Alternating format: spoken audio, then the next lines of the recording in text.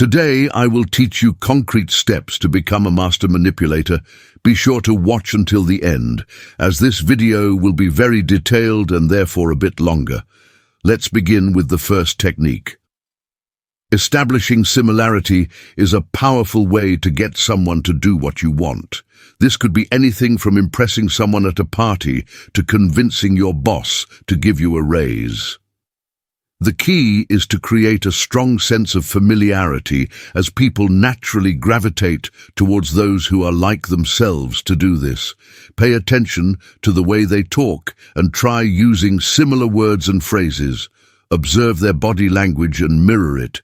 This could be as simple as holding your drink the same way they do, or leaning against the wall similarly. But remember, when mirroring someone's actions or words, it's crucial to be subtle and non-obvious. If it's too apparent, people may be offended, and this could backfire. Next on our list is signing up for a drama or theatre workshop. Mastering not only your emotions, but also your expressions, voice and body language is crucial to convincingly portraying your feelings to others. Have you ever tried faking to stress or disillusionment to get your way? Taking a theatre drama or acting class can greatly improve your manipulation skills to become a master manipulator. You must know and control your emotions. Practice using your emotions and expressions at will, adapting to various situations as required. Remember, being able to recognize and use your emotions strategically is a vital skill for any manipulator to develop. Let's discuss another crucial aspect of developing charisma. Charismatic individuals effortlessly persuade others to do their bidding, often charming them into adopting their way of thinking and behavior. So how can you develop charisma? Start by radiating a warm and friendly vibe, exhibiting approachable and open body language, and engaging others in captivating conversations, even if you've just met them. Master manipulators practice their conversational skills, generously complimenting others and making them feel special. Maintain eye contact with those you wish to influence, demonstrating genuine interest in their feelings, emotions and interests, even if you don't truly care. Confident key to boosting charisma. People with magnetic personalities know the impact they have on others, which only heightens their confidence, making them appear even more charismatic. This creates a cycle of increasing positive attributes. When you have faith in yourself and your abilities, you're more likely to influence or manipulate others, effectively moving on to the next aspect of mastering manipulation. We'll discuss the importance of practicing reading people. Everyone has a distinct personality and a unique spiritual, psychological, and mental makeup. People won't respond uniformly to your manipulation techniques, so it's essential to understand each person's individual triggers that drive their thoughts, feelings, and behaviors before devising an elaborate plot to manipulate someone. Study their personality thoroughly.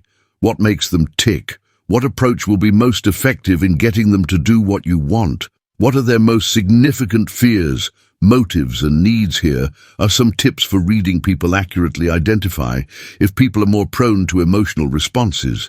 These individuals may be easier to manipulate emotionally or psychologically.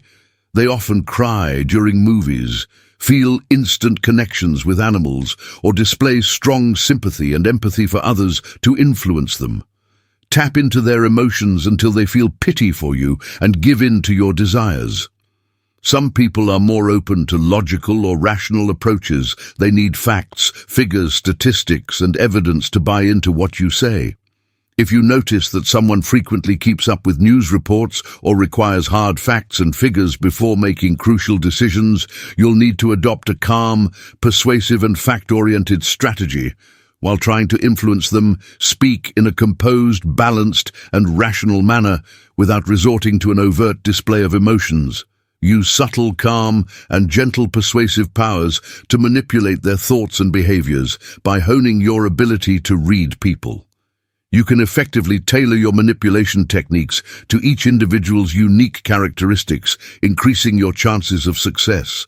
Now let's dive into another classic and proven manipulation technique, following an unrealistic request with a reasonable one. This technique is simple yet highly effective. It starts with the manipulator making an outrageous request, quickly followed by a more reasonable and realistic one.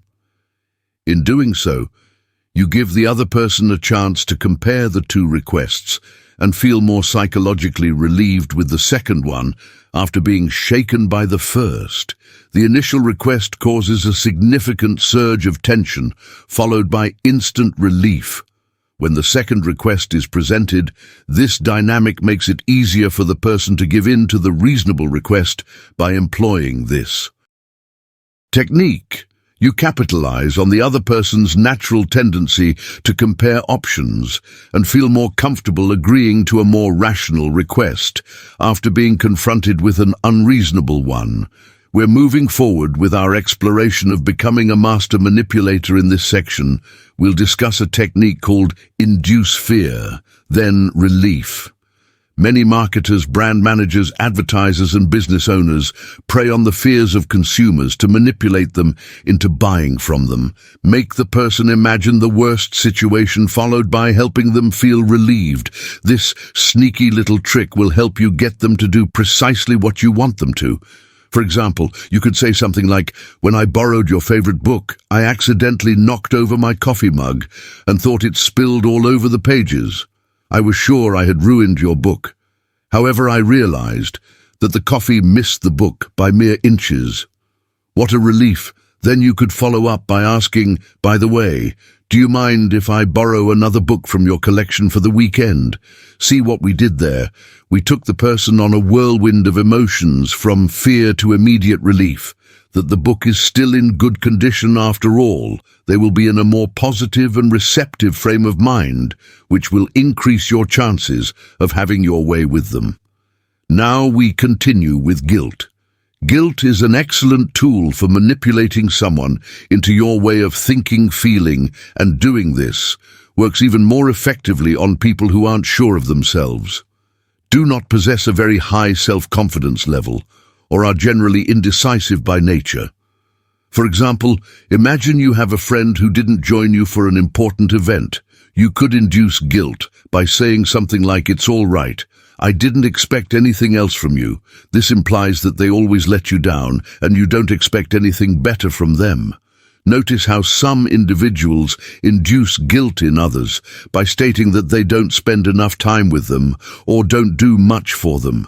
This strategy can be used to manipulate people into doing what you want, even if they're already going out of their way to accommodate your needs. Continuing our exploration of manipulation techniques, let's examine the art of playing the victim. Playing the victim card is another time-tested manipulation strategy. Often people will portray themselves as disadvantaged to attract sympathy or support. They manipulate popular opinion in their favor by demonstrating the unfairness they've been subjected to or the disadvantages they face due to their circumstances. Use this technique carefully and cleverly to get it right without overdoing it. Essentially, you're telling others that you're a wonderful and giving person, but the universe seems to be against you. Rather than arguing or fighting with people to have your way, simply act calm and accepting of the situation. For example, if a co-worker refuses to give you a ride back home from the office, tell them it's all right. Say something like, "I could do with the exercise. Since no one is willing to help, it's absolutely fine." This approach can make the other person feel guilty and reconsider their decision. Never admit to using manipulation tactics. Some people are quite perceptive and can recognize manipulation from a distance, especially if you've been using the same techniques repeatedly. If someone, be it a friend, manager, or partner, confronts you about employing sneaky manipulative tactics, never admit to it. Instead, act shocked and say something like, "I can't believe you actually said that," or "I can't believe you think that way about me." This reaction will make the person feel guilty for accusing you of using manipulative techniques. Under no circumstances should you ever admit to using manipulation, because it will be extremely difficult to influence that individual again. In the future, we've all done this at least once, flirted our way into people's hearts and minds to get them to do what we want. You can't simply issue orders and expect others to comply. People can't be forced to do what you want. They have to like you, or even better, adore you. By flirting, you invoke positive emotions and give yourself the power to make a more favorable impact on the other person. Flirting can be a playful, non-threatening way to interact with others and gently influence their thoughts or actions. It can help break down barriers and create a sense of connection, making it easier to persuade someone to see things from your perspective. Thank you for watching this video. I assure you, with my guidance, you too can become a master manipulator. You're learning from the best. After all, manipulation is an incredibly powerful skill, and those who wield it effectively can shape the world around them. Remember, this channel isn't for everyone. It's for those who dare to explore the depths of human psychology and aren't afraid to push the boundaries. I've put a lot of effort into creating this content, and I'm confident that it will provide valuable insights.